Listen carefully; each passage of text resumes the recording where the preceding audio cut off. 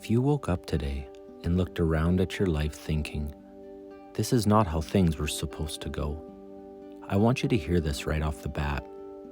You haven't ruined your life, and you haven't failed. When you find yourself living on an alternate route that you never asked for, peace doesn't come from fighting with the road you're on. It comes from finally letting go of the map you drew years ago, so you can start seeing the good things that are right in front of you today. It's completely normal to feel sad about that. When we're younger, we draw out our ideal blueprint. We pick out the job, the house, how much money we'll have, and how smooth everything is going to be. And then, real life happens.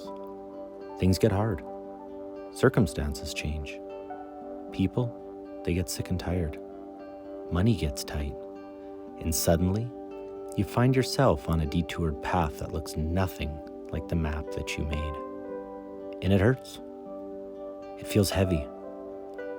And it makes you want to ask, how on earth did I end up here? If you're sitting in your car tonight feeling that way, I want to tell you something really important. It is okay to feel sad about the things that didn't work out. You don't have to pretend that everything is great. And you don't have to put on a fake smile and act like you aren't tired or even disappointed to some extent.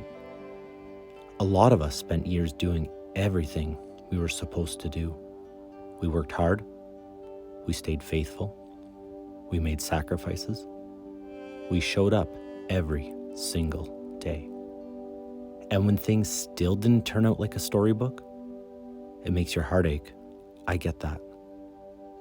It feels like you worked so hard for a trophy that nobody ever handed you. I've said many times before, when you're in your 40s, 50s, or 60s, a detoured path, it doesn't feel like a short temporary delay anymore. It feels like, this is just where the road stays. In Proverbs chapter 16, verse 9, the Bible says, "In their hearts humans plan their course, but the Lord establishes their steps." We do so much planning in our hearts. We draw out the main highway, but God often takes us down a scenic back road that we didn't expect, not to punish us, but because He sees a bigger picture that we just can't see yet. A lot of us know what it feels like to sit in the driver's seat, staring out at the darkness, asking those heavy questions.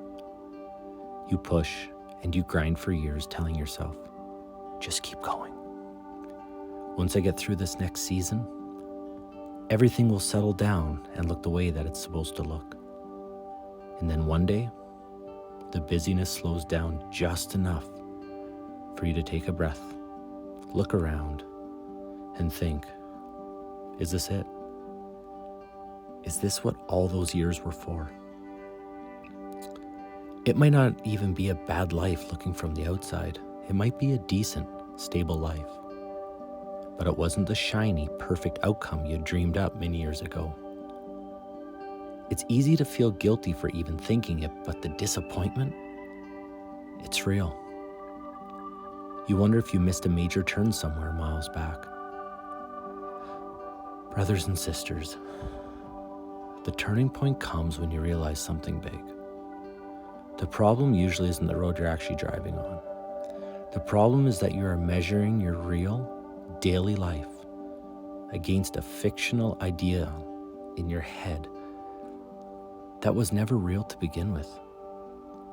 It's so easy to be busy missing the destination you didn't reach, that you almost miss the wonderful, quiet blessings that are sitting on the seat right next to you.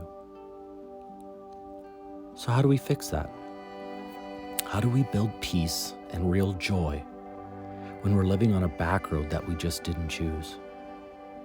Well, first, you have to realize that a life doesn't need to match your original blueprint to be beautiful. Society tells us that if you didn't reach that exact destination you set out for, you failed. But that's a lie.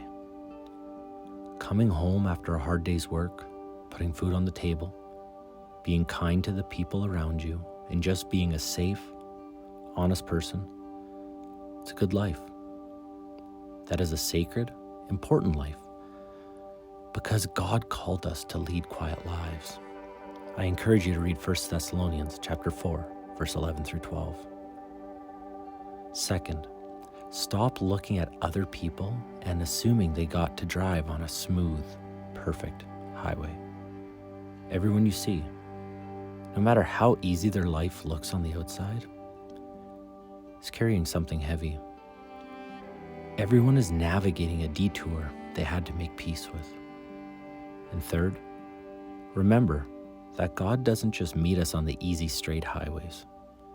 In Jeremiah chapter 29, verse 11, God says this, "For I know the plans I have for you, plans to give you a hope and a future." We usually read that verse when we think everything is going great. But when God actually said those words, his people were living in exile. They were stuck on a hard, unexpected road far away from home. And God was reminding them, even here, on this unexpected path, I haven't forgotten you. My plan for your peace is still working. The back roads are where real character is built, brothers and sisters. You know, when you're driving a car at night, you can't drive safely if you spend all your time looking in the rearview mirror.